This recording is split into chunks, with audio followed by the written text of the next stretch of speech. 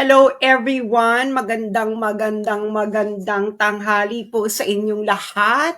Ito po ang inyong favorite, faithfully defiant na tagalista ng Noisy, si Sastrogando Sasot, ang best friend ni Claire Castro.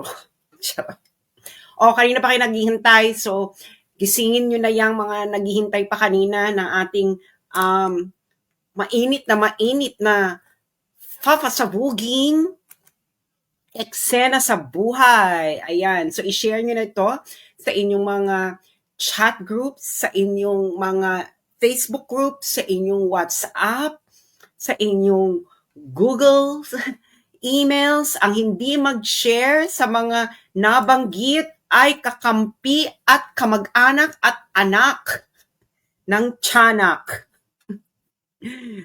Share na. Click share. Ganon. Para mas marami po ang makaintindi ng mga nangyayari sa Pilipinas ngayon dahil hindi lang po sapat na tayo ay dilat, dapat din po tayo ay mulat. Repeat after me. Pakisulat sa comment section. Hindi sapat ang maging dilat, dapat tayo ay maging mulat. Once again, hindi sapat ang maging dilat, dapat tayo ay maging mulat. Okay, all together now. Hindi sapat ang maging dilat, dapat tayo ay maging mulat. Ganon. Okay, so eto na. Eto na ang eksena ng kabuhayan. Siyempre, no, alam niyo naman, ang idol natin ay ang ating Pangulo. Kakatanim pa lang, buti na harvest ka agad. So, click share. Nako, yung mga kakilala nyo na kanina pa nag-aantay dahil kakatapos ko lang pong kumain dahil hindi pa po ako kumakain since 1982. So, pagpasensyahan nyo na, pero ito po ay bongga-bongga, super bongga. At para malaman ninyo ang mga kaganapan sa ating kabuhayan. So, paki-share, click share, and yung mga hindi pa kumakain dyan, kumain muna kayo. Pwede nyo rin itong pakinggan habang kumakain kayo. Mas maganda habang kumakain kayo with your group of friends para malaman nila kung ano ang nangyayari at ginagawa ng ating mga kalaban. Dahil ang ating mga kalaban ay sobra ng desperado na patahimikin ang kanilang hindi mapantayan na boses sa social media. Ayan. So, bibigyan ko lang kayo ng update, no? Kasi yung iba sa inyo excited na makross na natin ang half a billion views. So, ngayon, ang ating 90-day metric, ayan na. Ewan ko makikita nyo ba yan? Nakikita nyo ba yan? Or, hindi makita. Ayan. Ang ating 90-day metric ay 432,000.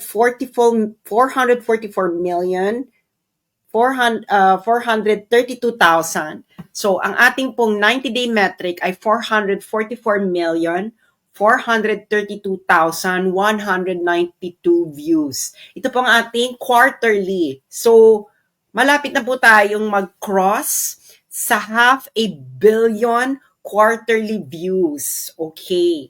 So, and this is all organic. Wala po akong paid boosting dahil unang-una wala po akong perang ganyan. Kung may pera man akong ganyan, nagpalagay na ako ng additional kipay. Siguro mga 10. Charot.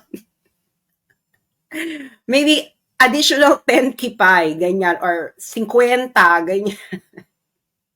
And of course, ang ating pong engagement ay nasa ano na po tayo. Ang ating quarterly engagement po ay 65,601,236. All organic po ito. Wala pong halong chemical.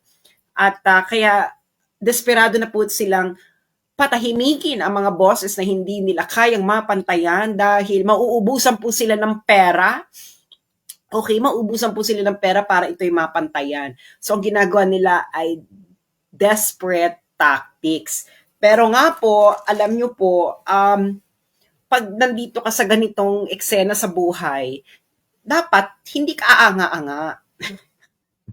Pag aanga-anga ka, 'di ba? Pag aanga-anga ka, matitimbog ka ng mga ng mga kawatan, ng mga taong uh, ang eksena sa buhay ay manggancho sa 2028. Wala pa akong balak tumakbo ng politika.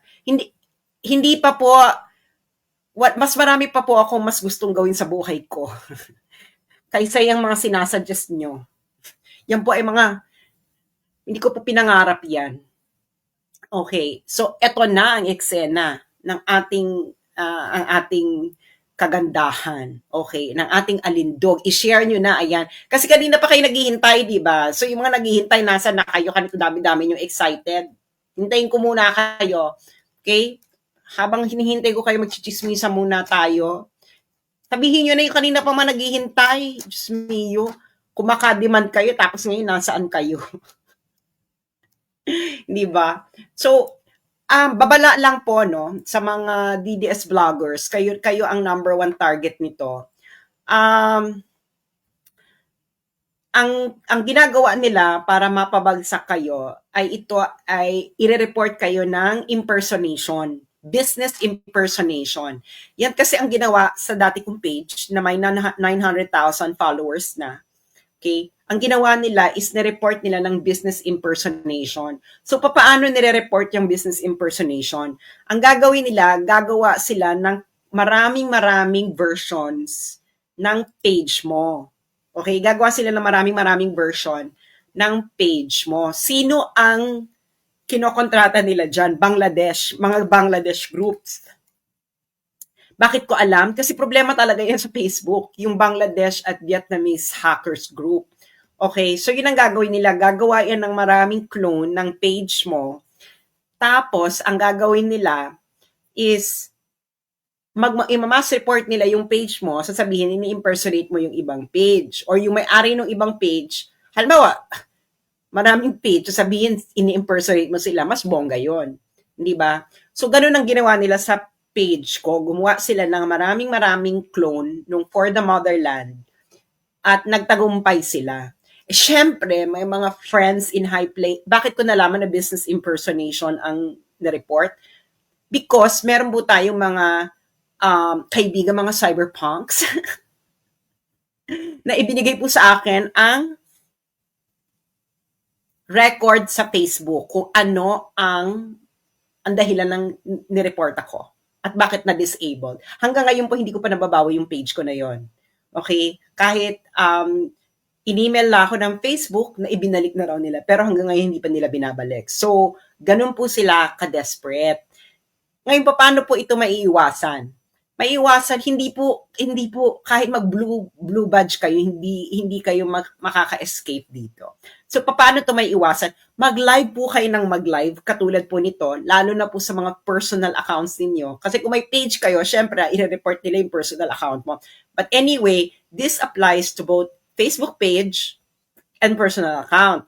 So, halimbawa ako, ngayon, nagla-live ako, di ba? Nakikita niyo yung pangalan ko dyan.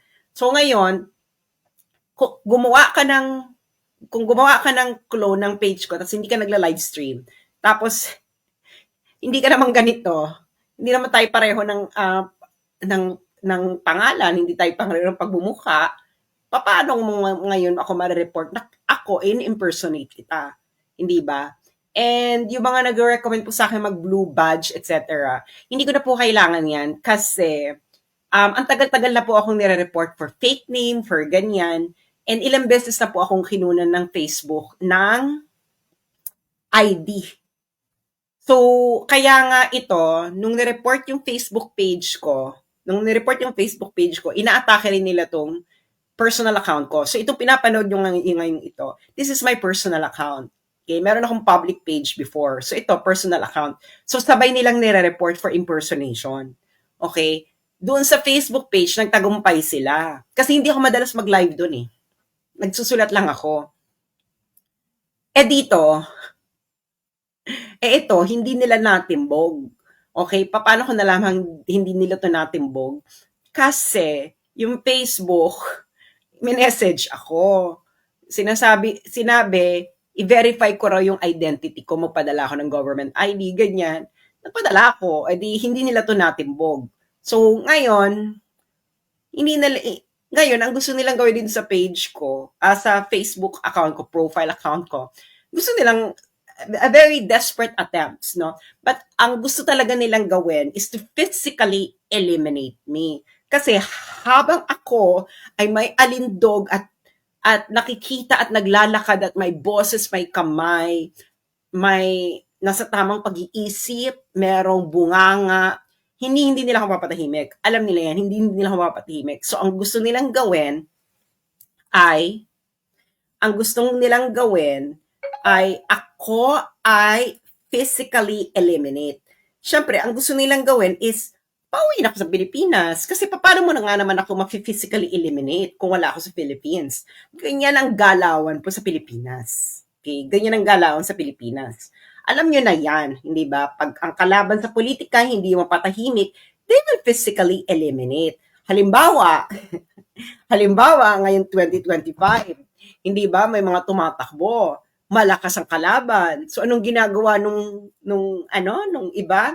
Pinapakulong nila yung kalaban nila para hindi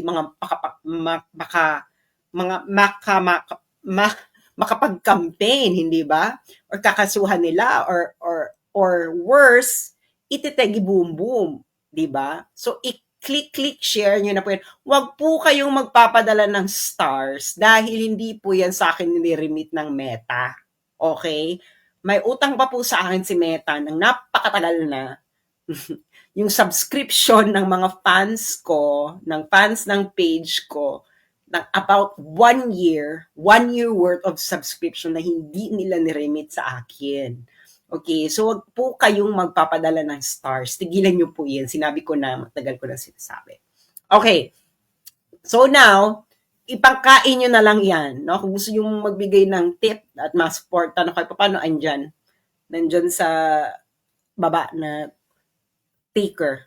Pero hindi kayo required dahil po tayo ay sanay po tayong magutom. Sanay po tayong magdildil ng asin. Pero ang ating po mga kalaban, hindi po ito sanay magdildil ng asin. Kaya po sila ay ating huhubaran para malaman ito ng taong bayan. Okay, yung may mga magulang dito, no, pakinggan nyo ito at maybe kung makita nyo may sustansya akong sinasabi, ipapanood nyo ito sa inyong mga anak, lalo na dun sa mga mahilig maging woke nang makaramdaman sila ng sampal ng katotohanan.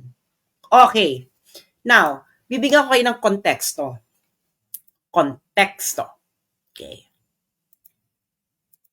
Okay, eto. So, naalala nyo, okay, yung NBI, remember, so this is March 25, 2025. So, class, meron tayong pop quiz, no? So, kumuha kayo ngayon ng 1/4 sheet of paper or kahit anong scratch paper. Kahit yan toilet paper, dyan ngayon na nasa banyo kayo. Okay? Kuha ngayon kayo ng pen and paper. Kahit ano, kasi may pop quiz tayo. Hindi po pwede yan. Ang mag-fail sa pop quiz, magiging Jodic. Okay, meron na bang pen and paper ang lahat? Pen and paper, okay. Pen and paper, meron na, pen and paper. 1/4 po na crosswise. Meron na, pen and paper, okay. So, okay, tandaan ng date ha, March 25, 2025. Again, class, anong date? Ilista niyo yung date, March 25, 2025. Okay. Now, sabi ng NBI, perhaps Interpol to go after fake news peddlers. Siyempre, yung fake news peddlers, yan ang makabagong red tagging. Ang tawag niyan, fake news tagging. Hindi ba? Fake news tagging. So, Ngayon, ang sabi niya dito ng ating NBI director, actually ginagalang ko tong NBI director na to, no? Dahil nagkatagpo na kami ito sa ibang klaseng buhay. So ngayon, ang sabi dito ng NBI, anong sabi ng NBI? We respect freedom of speech and expression. But when the line is crossed, when it becomes libel or inciting to sedition, we have to act. Ganyan, sabi ng NBI, ekse-eksena. So ngayon, ano nangyari nung pagkasabi niya nito? Hindi ba si Shelo Magno nag-file ng libel case laban sa akin na yung base niya ng libel case ay isang satirical post, parody, lampooning. Oh, 'di ba may mga bago na naman kayong mga vocabulary. Okay, class? I will spell lampooning. Lampooning. Lampooning. Lampooning. Okay, class. Para kasi ginagawa kayong mga engot. Okay? Kasi kami nung 90s, alam namin itong mga terms na to. Lampooning. Ayan. Alam nyo na ibig sabihin ng lampooning. Okay. So, yung post na to, yun, I lampooning her. Okay? Of course, bahala na siya sa buhay niya kung paano niya ipapanalo yan at kung paano niya ako. Pero ako, yung mga nagsasabi sa akin na nag-a-advise, ganyan. Actually, may mga nag-o-offer ng help mula sa Pilipinas. Ang sabi ko, ganito ang pagkaprangka ko ha. Ganito ang pagkaprangka ko. Ayoko magkaroon ng utang na loob. Ang taray, di ba? Ayoko magkaroon ng utang na loob. Pag oras ko na, oras ko na. Ganon. Ganon dapat ang eksena sa buhay. Pag oras mo na, oras mo na. Di ba? My God, nagawa ko na lahat ng gustong gawin ko sa buhay ko, no? May extra pa. Di ba? Ano naman ngayon? Diyos mio. Ngayon, yun ang sabi ko, ayoko magkaroon ng utang na loob. I know how to fight this. I know how to fight this alone. Okay? I know how to fight this alone. And, tahimik lang ako. Tahimik lang ako kung anong ginagawa ko. Pero, kaya ko tong ilaban hanggang sa dulo ng walang hanggan. Hindi ko kailangan ng help kahit kanino. I will defend myself in any way possible. Pero yun nga lang, bala kayo. 'Di ba? Habulin niyo ako, pero always remember, anything that you say and do right now will be used against you. Ganun lang kasimple yun. Kung papaano, bakit ko sasabihin? Matalino kayo, di ba? Anyway, so ayan na. So yan ang sinabi niya, di ba? Oh, kasi nga, nasa ibang bansa daw yung mga fake news peddler, ganyan. Syempre, yung mga tinatarget nila yung sa ibang bansa, yung mga malalaking vlogger, fake news tagging, 'di ba? Ganyan ang ginagawa nila, fake news tagging, fake news peddler tagging, etc. Pero ako, may panlaban na ako diyan. Pero hindi ko ilalabanan sa isang arena na alam ko namang kaya niyong manggurgur. Lalaban po tayo sa tinatawag na Miss Universe stage. Dahil alam niyo naman po ako, cosmological woman. Hindi ba? Bahala na kayo, no? You keep on underestimating your opponents. Anyway, so ngayon, ang ano nila is para ma-extract nila yung mga kalaban nila, ang gagawin nila is inciting to sedition. Ganyan, inciting to sedition ang ine-emphasize nila. 'Di ba? Kasi yung inciting to sedition, baka may laban pa sila diyang ma-extract yung mga political opponent nila pag ganyan. So, anong date uli ito, mga kababayan, mga students? This is March 25, 2025. Hindi ba? March 25, 2025. So, again, siguro naman ay sapat pa ang turin ninyo sa inyong mga utak na alala niyo yung date. Hindi ba? Dalawa lang yan. March 25, 2025 is the date. And of course, kung ano yung sinabi ng NBI director na akin namang ginagalang. Alam ko namang ginagawa mo lang ang trabaho mo. Pero sir, may hangganan ng lahat. Okay? May hangganan ng lahat. March 25, 2025, tapos ano daw ang titingnan nilang kaso? Inciting to sedition. Okay. Ngayon, eto na. Ito na nandito na tayo sa exciting part. Okay. Ngayon,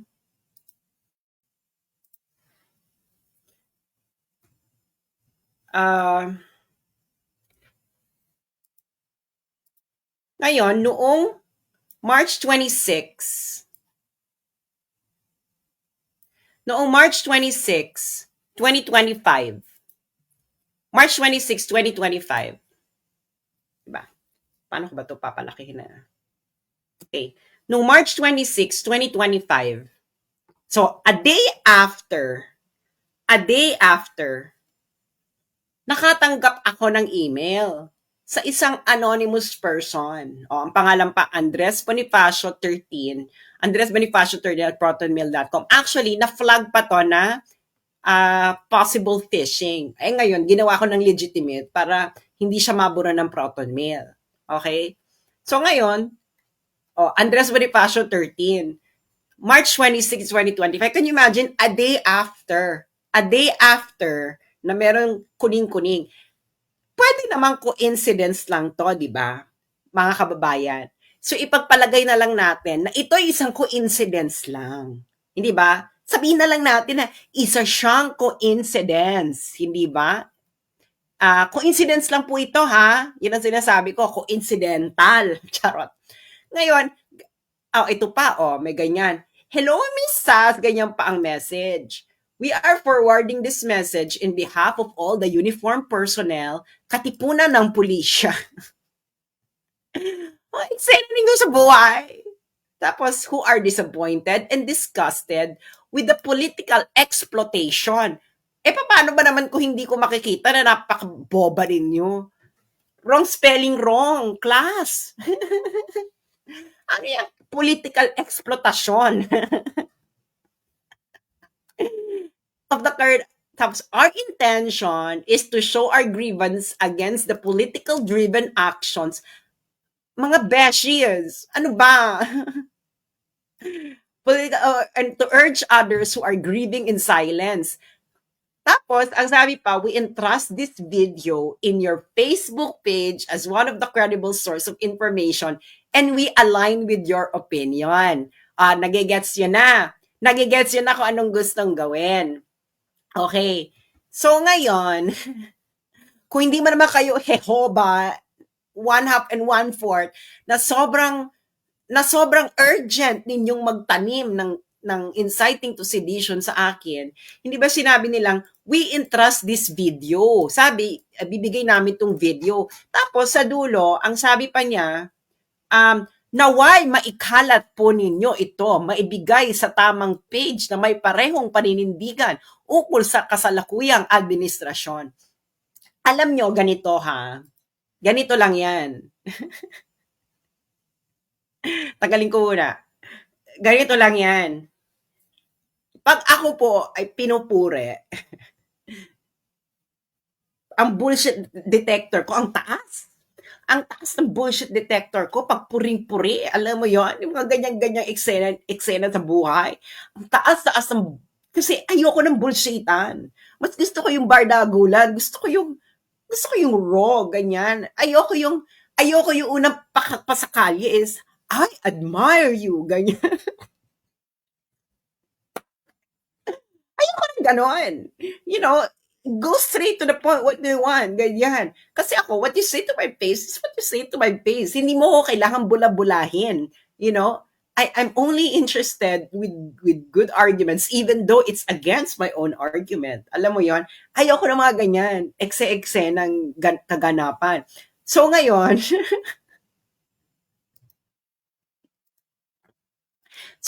itutuloy na natin. Okay. So ngayon, ito ang nakakaloka. Di ba sinabi, we entrust this video, kuning-kuning. So, di ba pinadali na lang 1853? Tapos walang video attachment.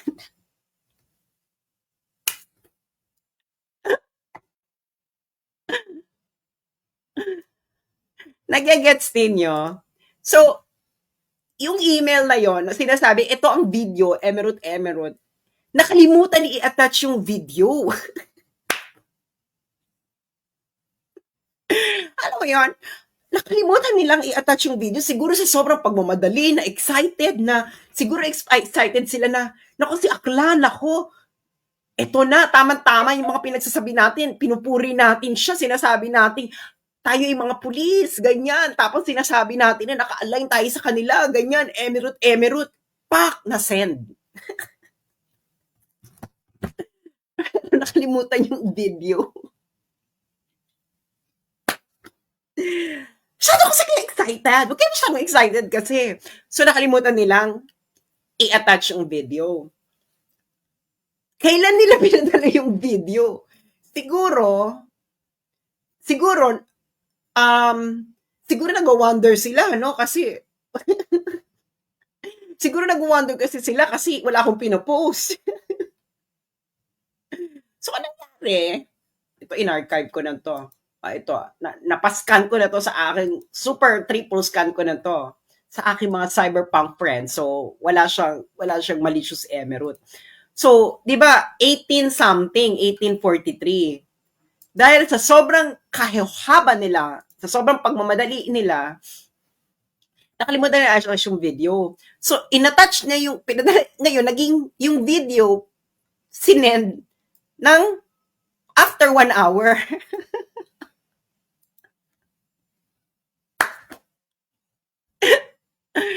Nagigets yun na. Okay. So, ayan, no? Same person. Okay. Ngayon, ayan na, no? In-attach yung video. Ayan yung file. Okay? Ngayon, ipapalabas ko yung kaunting clip. Hindi ko ipapalabas yung buong clip kasi nga, yung mga vloggers nila, naghihintay lang yan na ipalabas ko yung buo, etc. Tapos gagawa sila ng storya. Pero nga, ang sabi ko nga sa inyo, kakatanim nyo pa lang, na-harvest ko na. Okay. So, asan ba yung clip? Wait, video file. Ngayon, pinagtawanan ko na to, no? Kung ano-ano pinagagawa ko dito. Okay. So, kasi nga, akala kasi ng mga to, pulisya ng Pilipinas. Okay, ito. Wait lang ha. May tatanggalin lang ako. Tanggalin natin muna to. Okay. So, eto. Nagkakaisang katipunan ng malayang pulisya ng Pilipinas. Kami ang nagre-representa sa lahat ng miyembro ng kapulisan na nasusuklam at dismayado sa mga kaganapan sa ating bansa.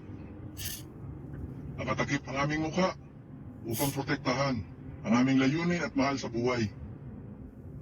Umaharap kami sa inyo ngayon upang maiparating ang aming pagkadismaya sa kasalukuyang administrasyon. So, nakita nyo na. So, yun ang sabi, nakasakay sila ng kotse. Okay? Nakasakay sila ng kotse, nagda-drive yung kotse. Kaya makikita dun sa likodan, may mga ilaw-ilaw ng mga dumadaang sasakyan. Okay. So ayun ang eksena nila. Nakita nyo na. It is tanim inciting to sedition. Okay. Ngayon, kanino to pinadala? Pinadala ito sa 2 vlogger na tina-target nila na nakatira sa ibang bansa. Sino? Kaninong pinadala?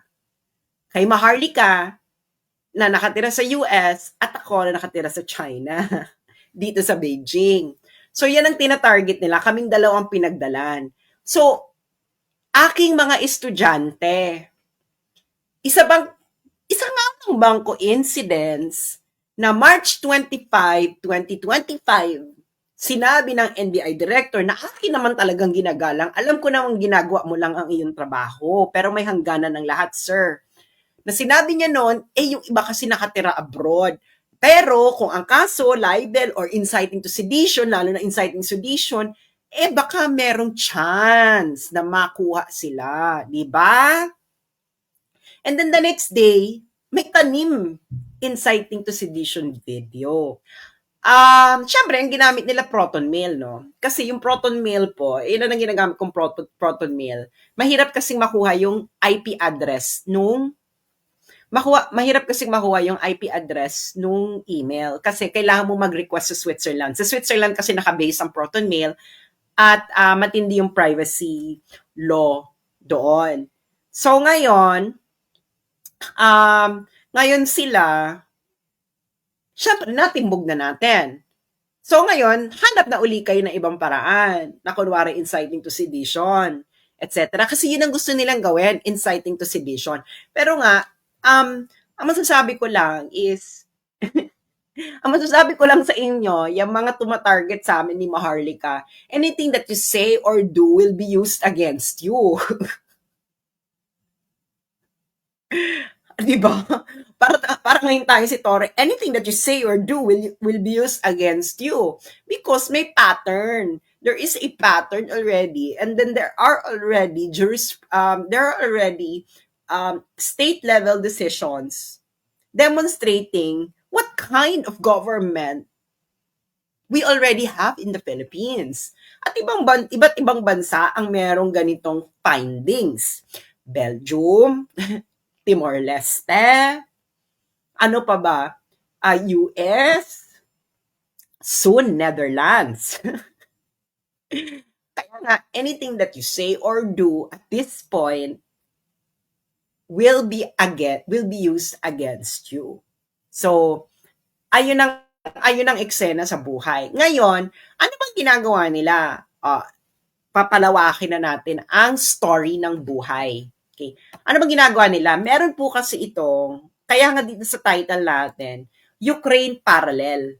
Okay? So naalala niyo yung ginagawa nila na tinatag nila yung mga bloggers na pro-China, ganyan, tapos inciting to sedition, may ganito, may eksena. Pero ang ginagawa nila, pinagtatakpan talaga nila yung mga exposés ng mga bloggers, lalong-lalo na sa corruption. And this is where it's going to be more exciting. Okay, kasi nga, meron na itong parallel sa Ukraine. Okay, papakita ko sa inyo. So, halimbawa, itong Ukrainian blogger na to, si Anatoly Shary, hinahunting to ng Ukraine. Hinahunting siya ng Ukraine. Kinasuhan ng high treason, ganyan. Tapos, ang accusation sa kanya, accused of peddling Kremlin propaganda. O di ba? Ganun na ganon ang strategy ng inyong mga kuyakoy diyan sa Pilipinas. So si Anatoly Shary yung tina-target nila. Bakit si Anatoly Shary? Okay. Si Anatoly Shary, papakita ko lang sa inyo. Anatoly Shary. Ewan ko kung tama ang aking pronunciation. Si Anatoly Shary, okay?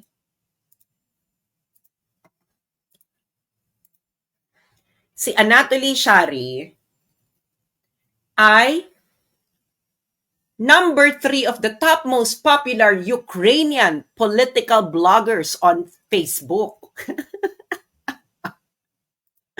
Okay, number 3 of the top most popular Ukrainian political bloggers on Facebook. Alam niyo na, hindi ba? Nakikita niyo na yung eksena sa buhay.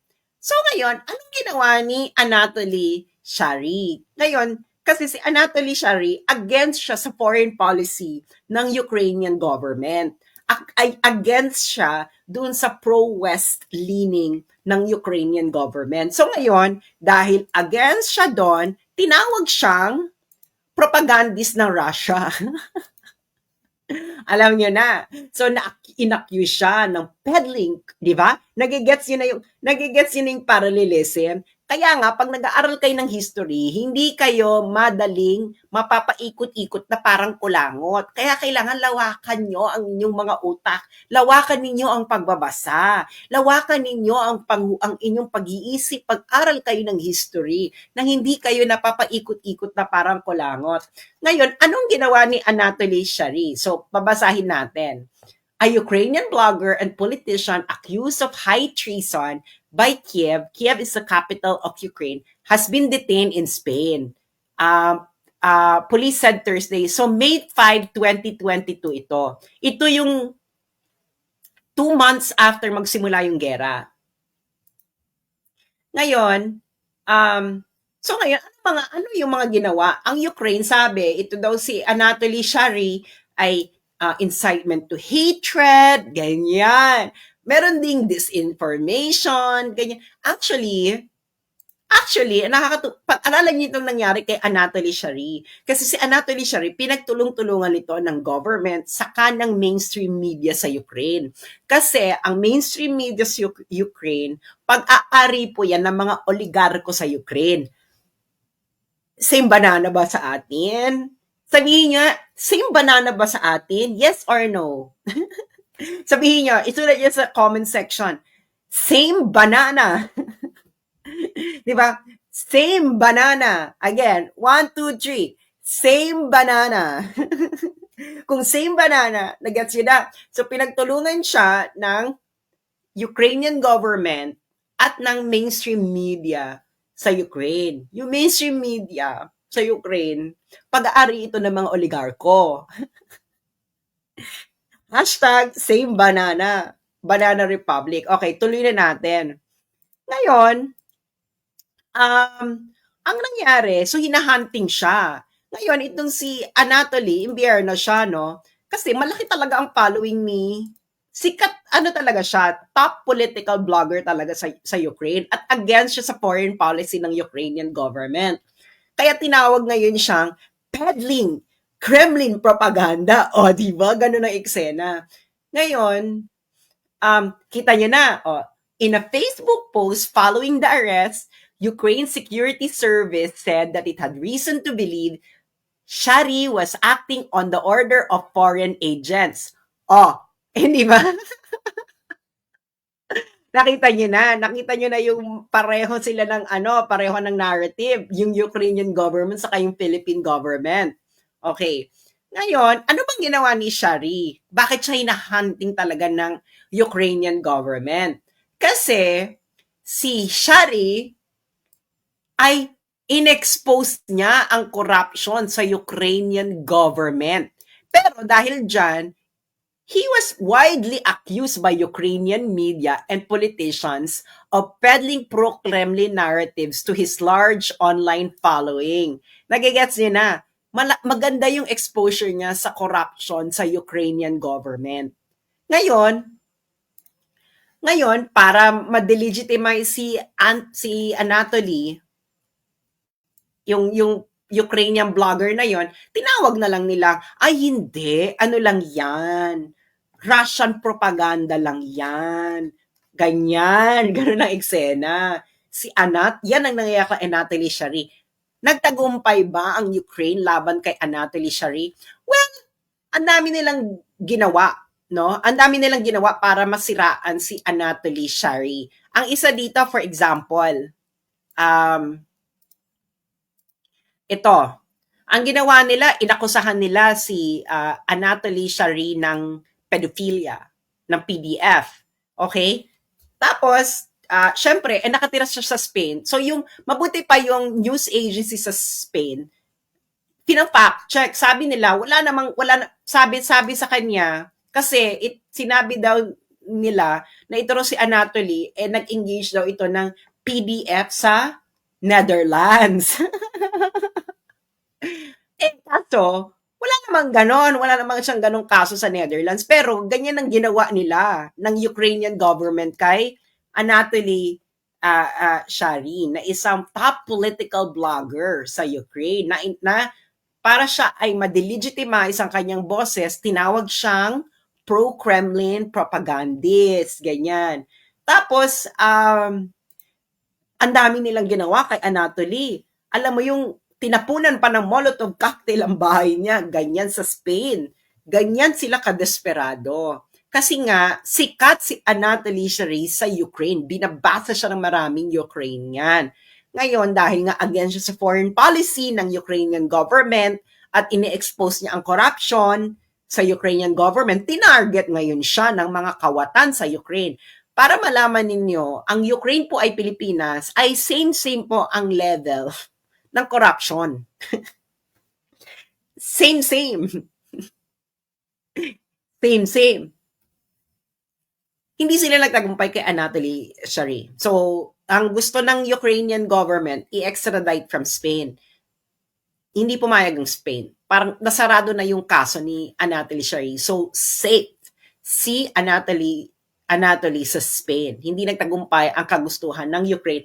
Pero, maraming pagbabanta sa buhay ni Anatoly kahit sa Spain. Like, nilulusob yung bahay niya, etc. sa Spain. Okay. Kasi nga open borders sa sa EU eh. Well, hindi kasama doon ng Ukraine, but of course, once you cross the border, doon ka na sa EU, sa Schengen area, you can freely move around. At maraming for hire sa EU Kaya nga sinasabi ko dito kay Maharlika at kay Roque, mag-ingat-ingat kayo dyan. Dahil marami dyan for hire. Hindi lang ito nababalita internationally, pero kung tumira ako ng Netherlands, marami diyang for hire. Gets you na? So ngayon, same, di ba? Same yung ginagawa. Pero nga, dahil hindi tayo magpapatahimik, ngayon, sino ngayon ang umuusig? Di ba? Yung House of Representatives. Sila talaga yung pursigidong umuusig at nagtatagpa, ito, mga pro-China, Emeru, Chava. Pero hindi tayo magpapatibog. Okay? Lalakasan pa natin ang ating boses at i-expose pa natin lalo ang kanilang kagahaman. Okay. Siyempre, dapat lahat may evidence ba? Evidence. Okay. So ngayon, papakita ko sa inyo kung gaano katakaw ang House of Representatives under sa pinsan ni Bongbong Marcos na ito ay kanyang tinetolerate baka pa nga ine-encourage. Hindi ba?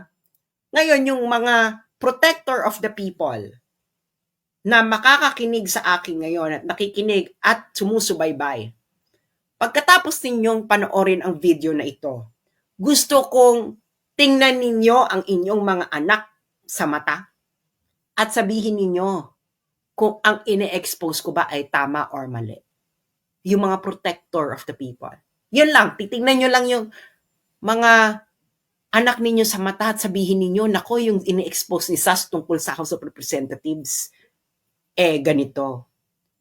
Ganun lang pero kailangan ninyong mapakinggan. Dahil ito ay grabe itong kagahamanan ito. Okay? Grabing kagahamanan. Okay. So, ano ang ating source of information? Okay. Dahil sabi ng Congress, kailangan daw ng documents. Okay. So, nandito ngayon tayo sa website ng Senate of the Philippines, 19th Congress. So, ito yung mga, nakikita yung General Appropriations na report. Okay. Ano yung mga report na yan? Bibigyan ko yun ng background. Ang mga report na yan ay yung kung ano yung napasang bill na sa House of Representatives tungkol sa budget the next year. So, halimbawa ito, General Appropriations for the fiscal year 2023.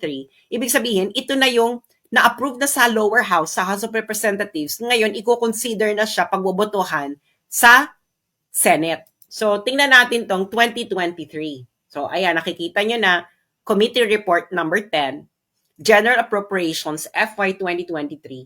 So, na-file ng November 8, 2022. Okay, matters reported. Okay, so, bubuksan na natin yung file. Okay, so ito, makikita mo dito. So, as you can see, prepared and submitted by the Committee on Finance, November 8, 2022. So, the Committee on Finance to which was referred House Bill number 4488. So, nakikita nyo na dyan. So, ibig sabihin, ito yung nanggaling sa House, no? Ito yung napasa House Bill number 4488. Ibig sabihin, ito yung napasang budget sa House of Representatives for 2023. Okay? So, ngayon, pagbobotohan to ng Senado, kung may babaguhin ba sila, may dadagdagan, babawasan. Okay. Marami ditong anomalya na hindi really stupid, etc. Pero ito, ang titingnan natin is kung gaano kagahaman itong House of Representatives. Okay. So nakikita nyo dito, di ba? Okay. So this is the committee report. Okay. Nakikita nyo dyan,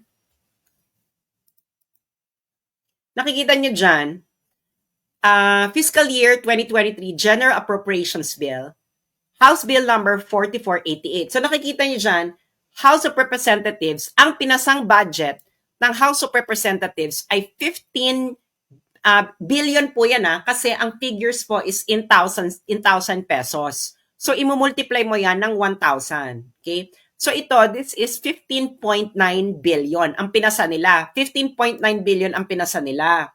Ngayon, sa Senate, ang recommendation ng Senate, makikita nyo, tinaasan lang ng Senate ng hanggang 16 billion. Okay? Tinaasan lang nila hanggang 16 billion. So, pakisulat po sa papel. Okay? Pakisulat po to sa papel. Ang pinasa ng lower house, 2023 budget, ang pinasa ng lower house ay 15.9 billion. Pakisulat sa papel. Pakisulat sa papel 2023.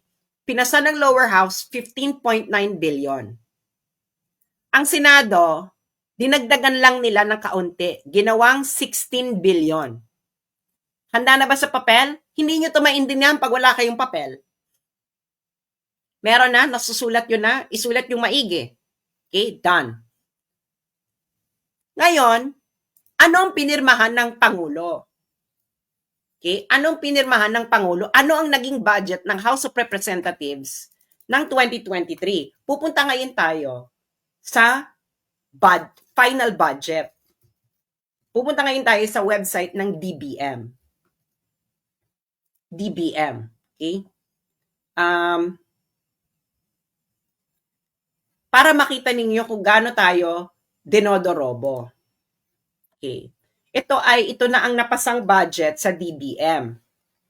Okay.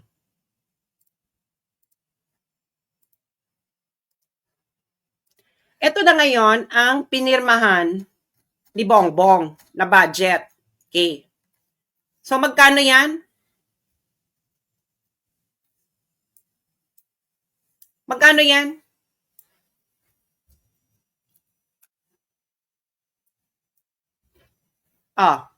Naisulat nyo na. Naisulat nyo na.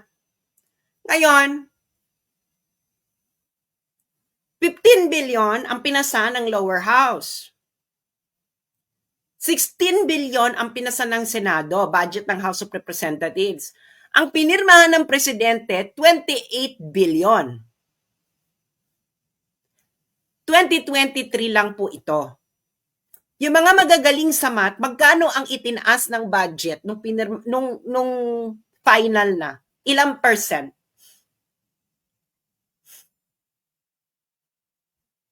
Ilang percent? 2023 pa lang ito. Ito ang first budget cycle ng House of Representatives under Romualdez at Marcos. 2023 pa lang tayo. Nakalagay na, nakita nyo na sa papel.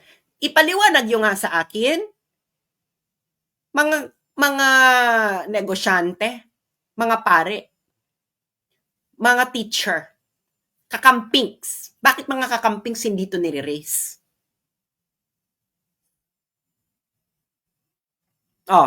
Yung mga magulang ditong may mga kakamping na anak, papanood nyo ito at itanong ninyo sa inyong mga anak bakit hindi ito issue. Nagets yun na. 2023, yan. Okay. Nailista nyo na para maipapaliwanag ninyo sa inyong mga kainuman, katrabaho, kaangkas, kataksi, ka-jeepney. Okay. Now, pupunta ngayon tayo sa 2024.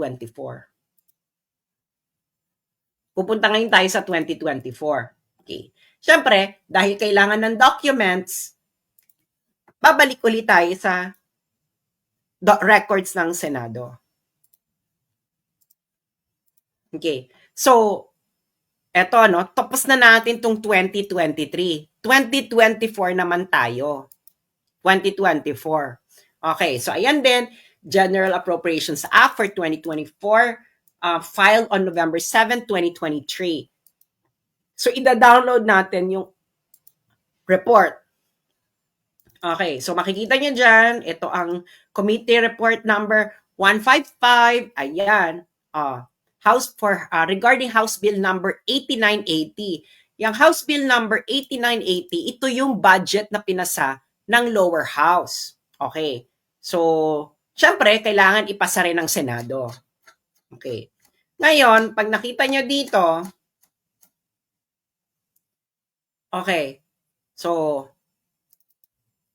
ito ngayon ang budget na pinasa ng House of Representatives. Okay? Isulat nyo this is for 2024. Under House Bill number 8980. Ang pinasa is 16.1 billion. Pinasa ng lower house, 16.1 billion. Ngayon, yung Senado naman, dinagdagan lang yung budget nila ng napakaunti lang. Ilan lang yung dinagdag nila? 22 million. So, naging 16.192. Maliit lang yung dinagdag ng Senado.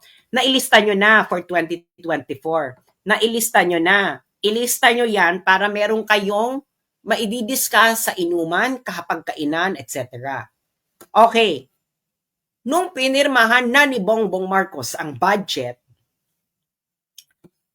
magkano na ngayon ang naging budget ng House of Representatives? Okay, pupunta ngayon tayo sa DBM. Again, 'di ba? For 2024. Okay, 2024 budget.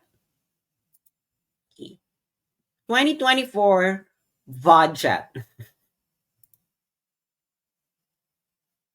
Okay. Ito na ngayon ang pinirmahan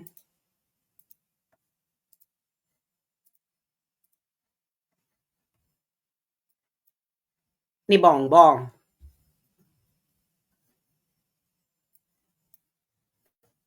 Ayan na. Gets yun na. Naging 28 billion 692 million 977. Inilista nyo na. Nailista nyo naman ng bongga, di ba? So, ngayon, isipin ninyo, paano ngayon itong tumataas ng parang katatanim nga lang, tapos naani na. Okay. Nailista nyo na. Okay. Ngayon, pupunta ngayon tayo ngayong year na to, 2025.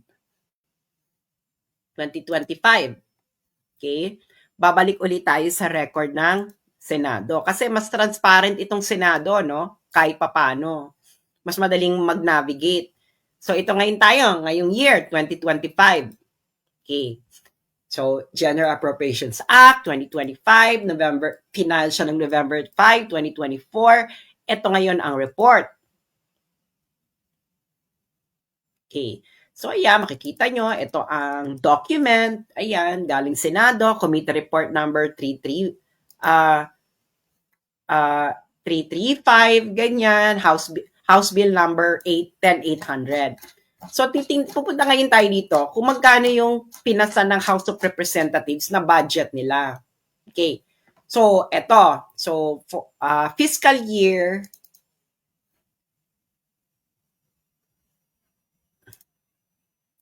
for fiscal year 2025 General Appropriations Bill, House Bill number 108,800.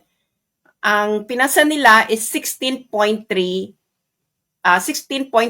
billion. In thousands po yan. So, i-multiply mo ng 1,000. So, yung mga piloso po dyan, matuto kayong magbasa ng budget. So, yung Senado, binigyan lang sila ng additional 9 million. So, naging 16 billion 354 million 442 million. Ilista nyo ilista ninyo. Ito ang pinasa ng House, binigyan lang sila ng additional 9 million ng Senado at ang naging ang pinasa ng Senado 16 billion 354 million 442,000. Okay, nagets yun na. Ngayon, Ano ang pinirmahan ni Bongbong? Biglang tumaas. Alam mo naman, may pattern. Hindi ba? May pattern. So, pupunta ngayon tayo ng 2025. 2025 GAA. Sa pupunta ulit tayo ng DBM. Okay. Pupunta ulit tayo ng DBM. House of Representatives. Okay.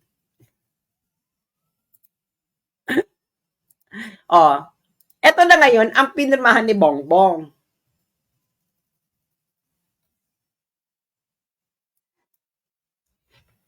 $33,670,000,000.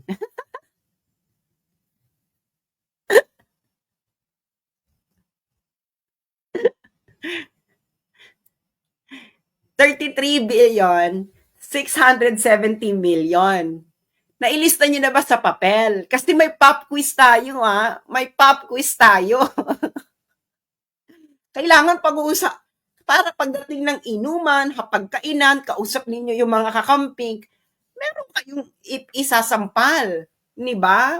So ngayon, nailista nyo na. So nakita nyo na kung ano yung nangyayari. Okay. Ngayon, sino ba nag-e-expose yan? Ako po, matagal ko nang ini-expose itong kaeng-engan nila sa Kongreso dahil nga sobrang garapal na. Garapal na. Ngayon, kung mga nagtatanong po, paano ba yung previous Congress? May ganyan ba silang hocus-pocus? Actually, ni-research ko na rin yan. Kasi nga, baka naman normal lang ito. Hindi ba? Normal lang na ito na bigla na lang lolobo ng bonggang-bongga yung budget ng House of Representatives. Kailan po lumolobo yung budget nila? During po ng Bicameral Conference Committee. Ang Bicameral Conference Committee, dapat lang itong i-reconcile yung dalawang version ng budget. Yung Senate at yung House of Representatives. Pero ibang reconciliation po ito. Dahil nakita nyo naman, i-consult nyo uli yung notes nyo, i-review nyo uli ito, maliit lang naman yung dinagdag. So, bakit lumobo ka ng bonggang-bongga? So, yun, ni-research ko na po ito at tiningnan ko na po yung mga dokumento ng past Congress. Ito lang po yung mga nakita kong available na records. Okay? Available na records. Ito yung mga available records na nakita ko na kompleto 2011, 2013, 2017, 2019, 2020, 2022, 2023, 2024, 2025. Okay. So, eto, makikita nyo sa table na ginawa ko. Okay. Ito yung mga House Speaker. Si Feliciano Belmonte Jr. noong 2011, si Feliciano Belmonte Jr. noong 2013, si Pantaleon Alvarez noong 2017, si Gloria Arroyo noong 2018, si Lord Alan Velasco 2020, Lord Alan Velasco noong 2022, and then 23, 24, 25, Martin Romualdez. Kung yung mga nagtatanong po, paano po si Alan Peter Cayetano, hindi po naging House Speaker si Alan Peter Cayetano during a budget cycle. Okay, maigsi lang ang kanyang termino.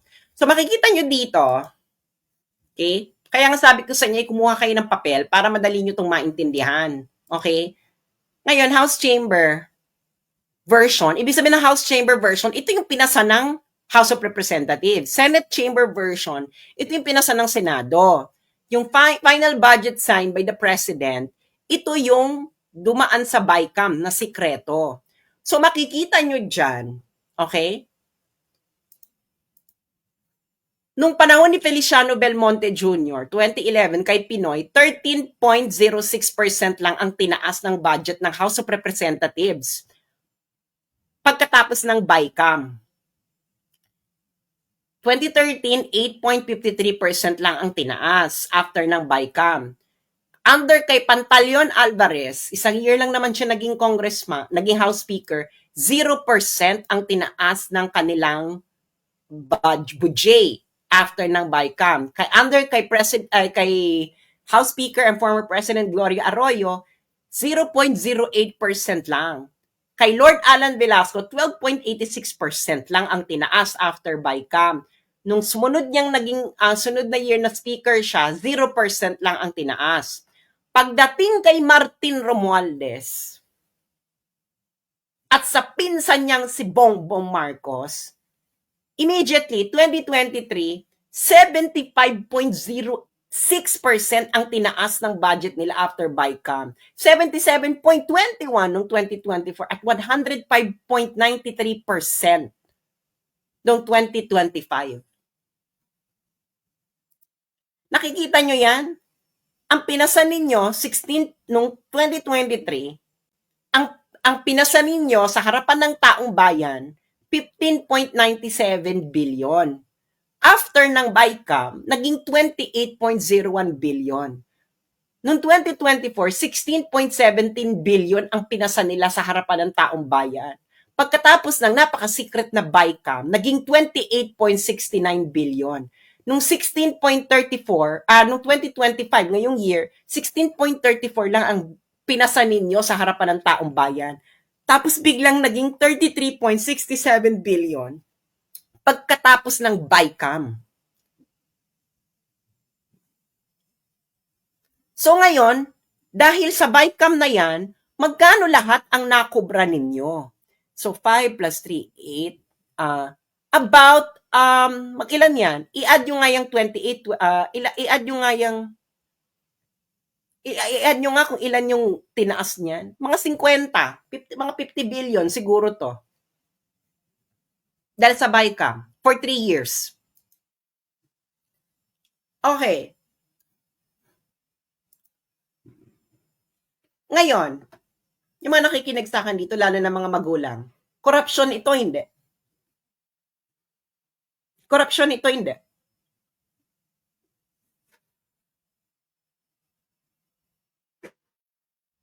Corruption, hindi. Oh, kailangan nyo ng documents, di ba? Kayo nasa House of Representatives. Kayo ang magpaliwanag sa taong bayan. Bakit ninyo inawardan ang mga sarili ninyo ng multi-billion na pera ng taong bayan during BICAM? At ang sinasabi ko sa inyo, itong dinagdag nila dyan ay may binawas somewhere, of course. Kasi, ano yan eh, ito ang pera natin, ito lang yung nakuhang, ito lang yung revenue, so, ito pa ikot-ikutin lang na pera. So, may binawas yan somewhere at idinagdag sa budget nila. Corruption ba yan? Hindi. Ilang bilyon yun, no? 3 years. For 3 years.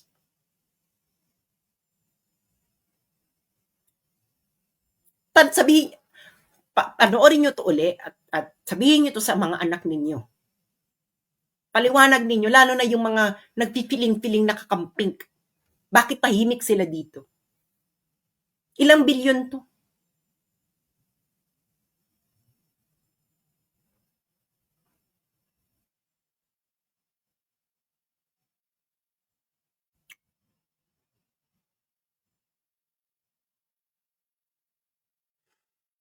Diba? Yung mga protector of the people.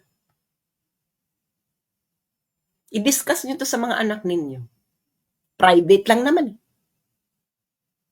Sabihin nyo sa mga anak ninyo kung tama ako, mali na ito ay malawakang korupsyon na bonggang-bongga, super bongga na ikababaon na ng Pilipinas.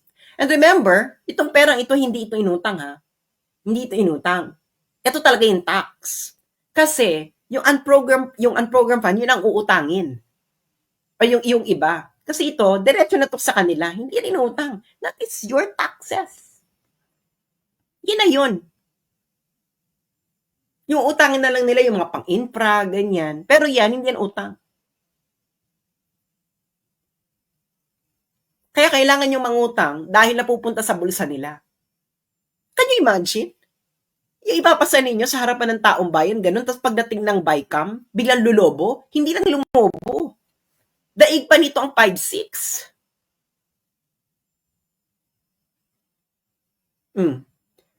Alam nyo na ngayon, hindi ba? Kung ano ang pagka-connect-connect ng mga pangyayari. Hindi ba? Ngayon, china-challenge ko si NBI Director kung talagang makabayan ka, dapat itong imbestigahan mo dahil pasok naman ito eh. Dahil ano to, krimen to eh. Pera ng taong bayan ito. Corruption is a national security issue. Dalawang bansa na ang nagsasabi niyan. Sa US, they consider corruption as a national security threat. Dito sa China, ganun din. They consider corruption as a national security threat. Kayo, ayaw ninyo i-consider na national security threat ang corruption. Bakit? Dahil yung mga dapat mag-decide na kung ano ang national security threat, sila ang gumagawa ng national security threat na yon. So nagbobolahan lang tayo, di ba? Nakita nyo na yung nangyari sa Ukraine. Yung vlogger, dahil hindi siya aligned sa foreign policy ng Ukrainian government at ine-expose niya ang corruption ng Ukrainian government. Anong ginawa sa kanya? Yung Ukrainian vlogger, class, ito ng pop quiz. Anong ginawa dun sa Ukrainian vlogger na hindi aligned sa foreign policy ng Ukrainian government at the same time ine-expose niya ang corruption ng Ukrainian government? Anong ginawa sa kanya ng Ukrainian government? So, naiintindihan nyo na. Sana naiintindihan nyo yung mga nangyayari. Kasi, repeat after me. Iba ang dilat sa mulat. Again, iba ang mulat sa dilat. Mamili ka. Okay? Mamili ka, bayan. Maging mulat o maging dilat lang. Yan, ganyan din sa protector of the people. Dilat ka ba or mulat? Hindi ba? Hindi siya chinugi. Ito naman, at ako marami kayong marami kayong late. Late kasi kayo. Ito nga yung nangyari sa Ukrainian vlogger. Okay? Ito yung Ukrainian vlogger. Si Anatoly Shary. Inakusahan siya ng treason. Tinawag siyang peddling Kremlin propaganda. Pinagtulungan si Anatoly Shary ng pinagtulong-tulungan siya ng Ukrainian media and politician. Tinawag siyang peddling pro-Kremlin narratives to his large online following. Kasi sa Ukraine po, ang may-ari po ng mga media sa Ukraine ay mga oligarchs. Mga nagpopondo ng mga politician sa Ukraine. Okay? Kita mo, Shary, once known for his investigation into alleged corruption in Ukraine's government, has been widely accused by Ukrainian media and politicians of peddling pro-Kremlin narratives to his large online following. Kasi nga, against siya sa foreign policy ng gobyerno, ini-expose din niya yung corruption sa Ukrainian government. So, anong ginawa sa kanya ng oligarch-owned corporate media ng Ukraine at ng mga politicians? Same thing na ginagawa ngayon ng corporate media, oligarch-owned media sa Pilipinas at ng mga politicians na nagbibigay sila ng Andalusia. Huwag na tayo magbulahan. Ganun lang kasimple yon. Pero, dito, hindi natimbog ba ng Ukraine ng Ukraine yung vlogger na yon? Hindi. Bakit hindi? Kasi nga malinaw na malinaw pa sintamis ng wine, sintatag ng sunshine. Charot. Okay, ganun din ang ginawa. Ginamit din ng Interpol, ganyan, etc. Kaya nga sinasabi ko sa inyo, same. Ang Ukraine po at Pilipinas, pareho po to ng level ng corruption. Pareho siya ng level ng corruption. Pareho din po yung mga media niya ay oligarch-owned. Pareho din po yung mga media ay nalalagyan ng politiko. At yung mga politiko din, ganun din. Pag na-expose yung corruption nila, gagamitin nila yung mainstream media para yung mga independent na vloggers na hindi naka-attach sa mainstream media ay tawagin nilang fake news peddler. Ganun lang po ang katotohanan doon. Hindi ba? Yung sinabi ko ba ngayong information sa inyo ay ibinalita ba ito ng mainstream media? Yes or no? Yes or no? Yung binigay ko ba sa inyong information ngayon ay narinig ninyo at napanood sa mainstream media? Yes or no? No. Ilang bilyon yon, hindi ba? Ilang bilyon yon. Magtanong-tanong na kayo, bakit hindi ito gustong i-cover ng corporate media, ABS-CBN, GMA, News 5, Inquirer, Rappler? Why? Hindi ba isa itong iskandalo na bonggang-bongga, super bongga? Tahimik, hindi ba? Mga kakamping tahimik din. Bakit? Ilang bilyon to? Ding, ding, ding, ding, ding. We're not talking about 50 million. We're not talking about 100 million. We're not talking about 500 million. We are talking about 50 billion in 3 years. At kitang-kita yung paper trail. Hindi ba? So, at yun ay sa budget pa lang ng mga opisina ng congressman. Hindi pa po doon kasama ang AIX, ang tupad, 4Ps, at kung ano-ano pang ginagawa ng mga congressman na pinamimigay-migay. So, ang corruption po, in the past 3 years, ay hindi na po ito normal na corruption. Ang tawag po dito ay institutionalized ano na to? Mafia level na po ito. Okay, mafia level. So ngayon, bahala kayo kung anong gagawin nyo sa information na to. Pinakita ko sa inyo ang source mismo ng mga dokumento, DBM at Senate. Diba? Grabe katakaw. Ito yung walang kaibang katakawan, hindi ba? Daig ang 5-6. Again, yung pinakita ko, budget pa lang yun ng opisina. Wala pa doon ang AIX, tupad. Ano pa ba yung isa? AIX, tupad, at yung iba't iba pa nila mga ginagawang ayuda. So, good luck po sa inyo. Kung gusto nyo lang maging dilat, ayaw nyo din maging mulat, bahala kayo, nagtatrabaho kayo para ilagay sa bulsa ng mga iyan. At hindi lang ito normal na korupsyon, ha? Ito ay Diyos mio Santissima Trinidad. Busog sa lusog. Ganon. You decide whether you're going to stay just dilat or you're going to be mulat. Hindi ba? Yun lamang po. Maraming salamat po sa inyo. At sana huwag nyo lang itong ituring entertainment dahil kinabukasan po ng mga anak nyo nakasalalay dito at ng susunod na henerasyon. Bahala kayo kung ayaw nyong gawin ang mga dapat ninyong gawin, ayaw nyong pag-usapan ito, kung ayaw nyong magising. Para na lamang kayong, parang feudal times na kayo ay nagtatrabaho, magbibigay kayo ng taxes para may pangpaligaya si Lord. Yung mga landlord, which is what's going on. But if you still don't want to wake up to the reality, keep on dreaming, keep on being entertained, and maybe one day you'll wake up just like Ukraine. Thank you so much.